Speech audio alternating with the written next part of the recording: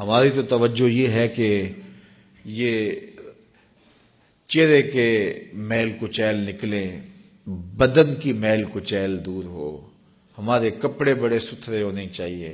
ہمارا تو دھیان اپنے ظاہر پہ نا، لیکن اہل اللہ کا دھیان باطن پہ ہوتا ہے۔ صوفیہ فرماتے ہیں کہ اندر صاف کرو۔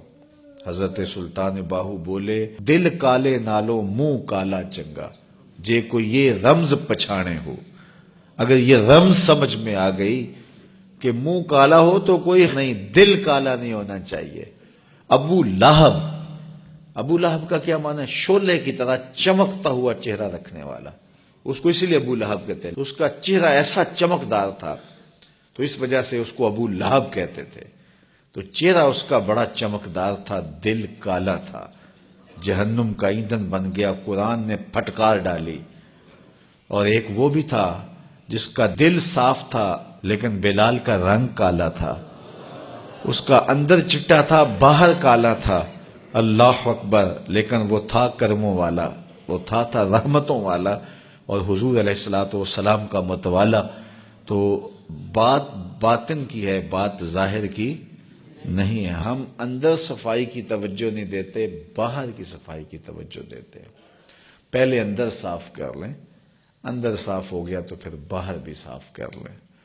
اور اگر باہر صاف ہے اور اندر میل کچیل ہے تو باہو بولے کہ دل کالے نالوں منہ کالا چنگا، جے کو یہ رمز پچھانے ہو۔ اللہ کے محبوب علیہ الصلوۃ والسلام نے فرمایا اگر یہ صحیح ہو گیا تو پورا جسم صحیح ہو گیا۔ اور حضرت رومی نے جو اقبال کے مرشد تھے کہا کہ دل کو قابو میں کر لو، یہی حج اکبر ہے۔ حج اکبر کر لیا لیکن دل ہی ٹھیک نہ ہوا، کہتے ہیں کعبہ گیا گل نہیں مک دیجئے، دلوں نہ مکائیے۔ تو کہا اس کی اصلاح کرو، یہ حج اکبر ہے۔ از ہزاراں کعبہ یک دل بہتر است، ہزار کعبے سے ایک دل بہتر ہے۔ وہ کیسے؟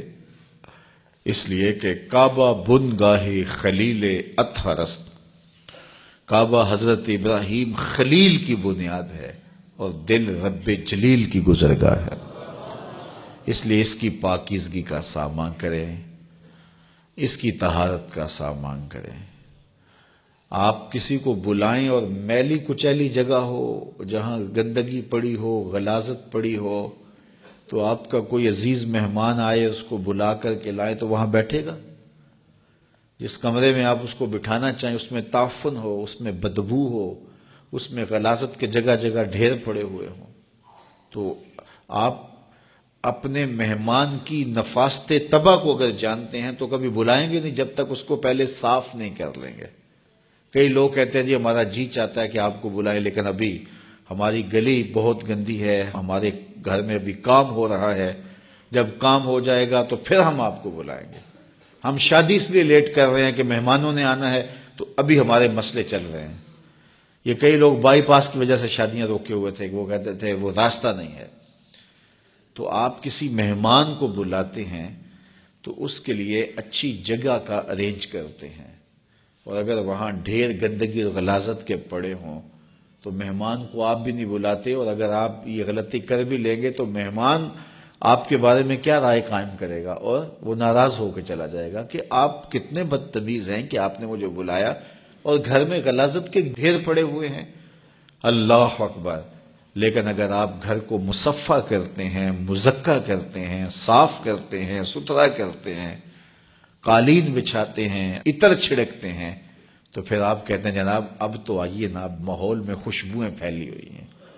تو اگر دل میں حسد ہے، حقد ہے، بغض ہے، کینے ہیں، نفرتیں ہیں، یہ گندگی اور غلاظتوں کے ڈھیر لگے ہیں، اور پھر یہ چاہیں کہ مالک کے پھیرے دل میں ہوں تو کیسے ہوں گے؟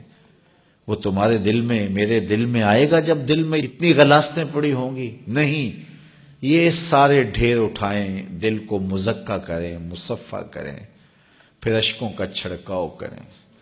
اللہ اکبر! پھر پیار کے مخملی قالین ڈالیں، اللہ اکبر! الفتوں کے گاؤ تکیے لگائیں، اور پھر آواز دیں، ہر تمنا دل سے رخصت ہو گئی، اب تو آجا، اب تو خلوت ہو گئی۔